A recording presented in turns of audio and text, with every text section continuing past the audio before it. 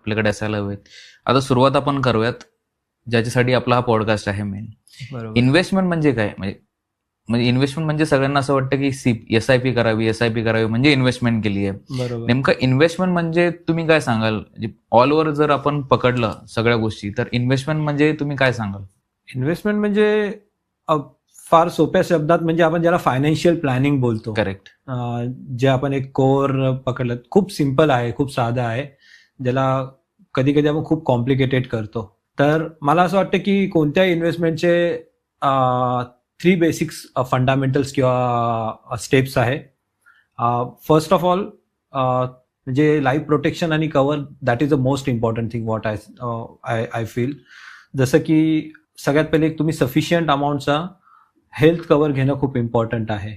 कारण की आत्ताचं म्हणजे आपण असं बघितलं, मी आता सध्या साधारणतः एक डेटा सर्च केला होता, त्याच्यामध्ये 90% लोक जे आहे आपल्या भारतामध्ये दारिद्र्य रेषेच्या खालती येण्याचे चान्सेस मोठे आहे, फक्त जर एखादा मेजर डिझीज आला किंवा काही म्हणजे अशी काही गोष्ट घडली, म्हणजे फॅमिली एखाद्या मेंबरमध्ये काही मोठा डिझीज आला किंवा एखादा आजार आला, तर असं आहे.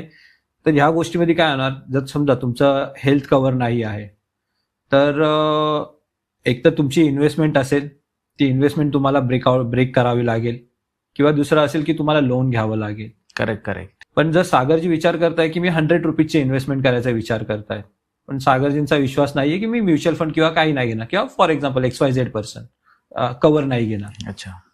पण rather than that I think तुम्ही 100 रुपयाची पूर्ण इन्व्हेस्टमेंट करण्यापेक्षा तुम्ही 80 रुपये इन्व्हेस्टमेंट करा, आणि 20 रुपये जे आहे ना ते तुम्ही अनसर्टिनिटीजसाठी ठेवा. अनसर्टिनिटीज आय मीन टू से, हे लाईफ कव्हर झालं किंवा हेल्थ कव्हर झालं, तर कोणताही तुम्हाला दुसऱ्या इन्शुरन्सची गरज नाही. फक्त लाईफमध्ये तुम्हाला फक्त 2च इन्शुरन्सची गरज आहे.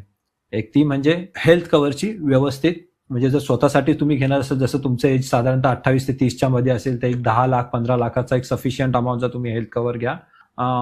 एक फॅमिलीसाठी असेल तर तुम्ही फॅमिली फ्लोटर प्लॅन घ्या, फार बेस्ट. आणि दुसरं झालं की जर फॅमिली डिपेंडेंट आहे आपल्यावरती, किंवा जो कमवता पर्सन आहे घरामध्ये, जो अर्निंग पर्सन आहे, इन केस ऑफ त्याच्या अब्सेन्समध्ये काही झालं, तर मग पुढचा म्हणजे ऍटलिस्ट तो एक लाईफ कव्हर राहील की काही झालं तर म्हणजे बाबा फॅमिलीला एक फॅमिली सिक्युरिटीसाठी. हा. सो 2च इन्शुरन्स कव्हर इम्पॉर्टंट आहे, ज्याच्यामध्ये एक पहिला झाला हेल्थ कव्हर, एक सफिशियंट अमाऊंट, आणि दुसरा झाला एक प्युअर टर्म प्लॅन. त्याच्या व्यतिरिक्त तुम्हाला लाईफमध्ये कोणत्याही दुसऱ्या इन्शुरन्सची गरज नाही. म्हणजे जसं आपण बोलतो की काही प्रोडक्ट येतात मार्केटमध्ये जे तुम्हाला इन्व्हेस्टमेंट प्लस इन्शुरन्स देतात. युलिप प्लॅन बद्दल